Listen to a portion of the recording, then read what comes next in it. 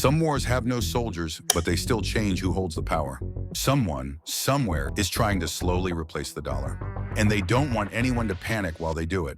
Today, we open the files on a global heist where the victim is the world's reserve currency. This is case number 1, the silent war against the dollar. Our story begins when the world is exhausted. It is July 1944. 44 nations are trying to figure out how to survive the aftermath of World War II. Trust was the rarest commodity on Earth. The British were broke, the French were occupied, and the Soviets were suspicious. But they agreed on a gamble. They made a simple deal that would define the next century. The dollar would be backed by gold at exactly $35 per ounce. And the rest of the world, they would be backed by the dollar. This agreement was a grand design that effectively turned the US Treasury into the world's central vault. For decades, this wasn't an empire of force. It was an empire of convenience.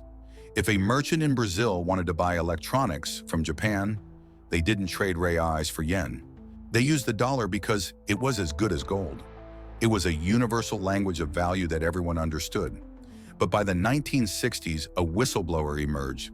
French Finance Minister Valéry Giscard d'Estaing looked at the books and saw a flaw. He called it the exorbitant privilege. He realized the United States had discovered a legal way to get something for nothing.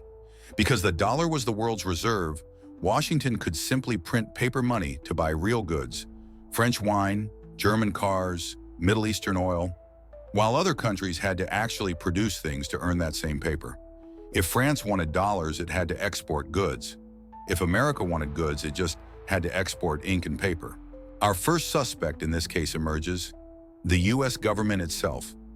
To fund the mounting costs of the Vietnam War and the Great Society social programs, Washington began printing paper faster than they could mine metal.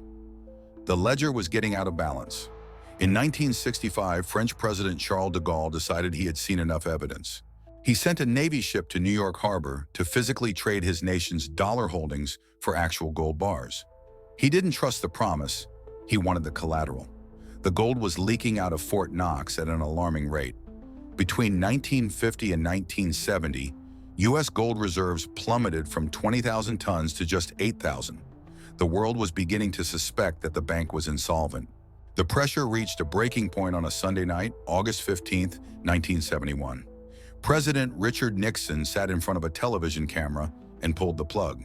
He temporarily suspended the dollar's convertibility into gold, effectively defaulting on the Bretton Woods Agreement. The world was terrified. For the first time in history, the global reserve currency was backed by nothing but faith and credit, or, as the skeptics said, nothing but promises. But the dollar was too resilient to die. It found a new host to ensure its survival: oil. In 1974, Treasury Secretary William Simon flew to Saudi Arabia with a secret mandate. The deal was a masterpiece of financial engineering. The United States would provide the House of Saud with military protection and high-tech weaponry. In return, Saudi Arabia, the heart of OPEC, would price every barrel of its oil exclusively in US dollars. Furthermore, they would take those petrodollars and reinvest them back into US government debt. This created a closed loop of infinite demand. If you were a country that wanted to run a factory, drive a car, or heat a home, you had to find dollars first. The old gold standard was gone, replaced by a black gold standard. Every investigation needs a turning point, and ours happened on February 26, 2022. This is the moment the silent war turned loud.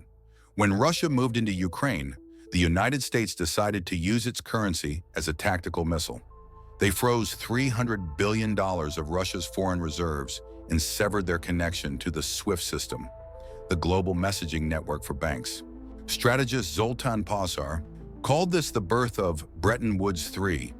He realized that from that day forward, the world's central banks learned a terrifying lesson. Your money is only yours if Washington likes what you are doing. If you are on the wrong side of a geopolitical dispute, your safe reserves can be deleted with a keystroke. This weaponization of the dollar changed the risk calculation for every nation on Earth. Suddenly, the universal language of finance sounded like a threat, and the new suspects began to organize under a name that is now haunting the halls of the Federal Reserve: the BRICS.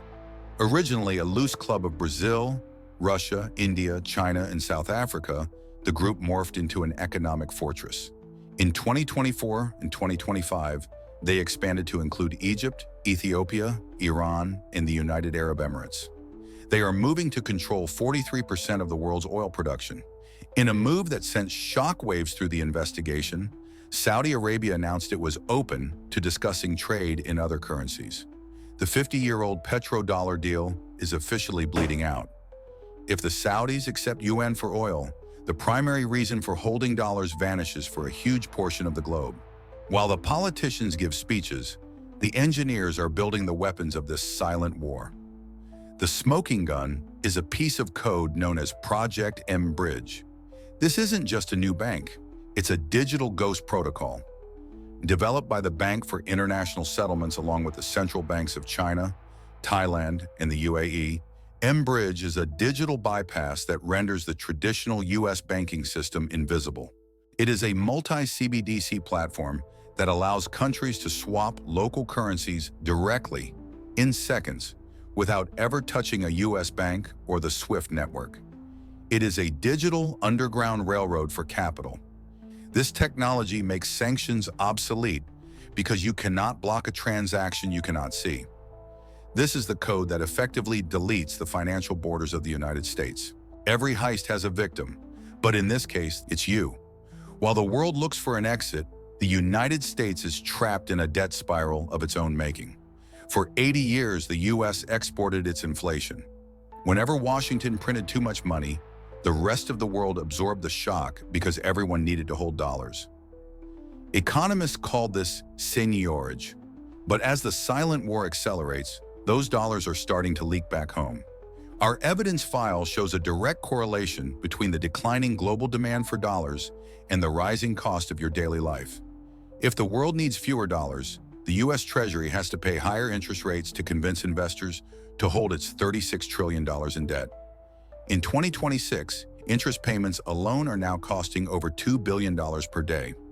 Look at the crime scene photo of the modern housing market. Your mortgage stays at 7 or 8% not because of a lack of houses, but because the U.S. government is reaching into your pocket to pay for a privilege the world no longer wants to fund. The most damning evidence is found in the vaults of central banks. They aren't buying dollars anymore. They are buying gold at the highest rate since 1967. Why is that date important? Because 1967 was exactly 4 years before the last global currency system collapsed in 1971. History isn't just repeating, it is screaming. The US dollar is still the most liquid and trusted currency on Earth today, but for the first time since World War II, it has a legitimate competitor. The final piece of evidence in this case is the US national debt itself. It is growing by $1 trillion every 100 days. The more the US prints to service its debt, the more it incentivizes the rest of the world to leave the building before the roof collapses. The silent war is reaching its final phase. It is a race between the US trying to digitalize the dollar to maintain control through a central bank digital currency, and the rest of the world trying to build a system where the dollar doesn't matter at all. The investigation reveals a world that is moving on, with or without Washington's permission. The silent war is almost over, and the winner will be whoever controls the next universal language of value. The dominance of the single ledger is coming to an end. This was the Cash Files. Case is now closed.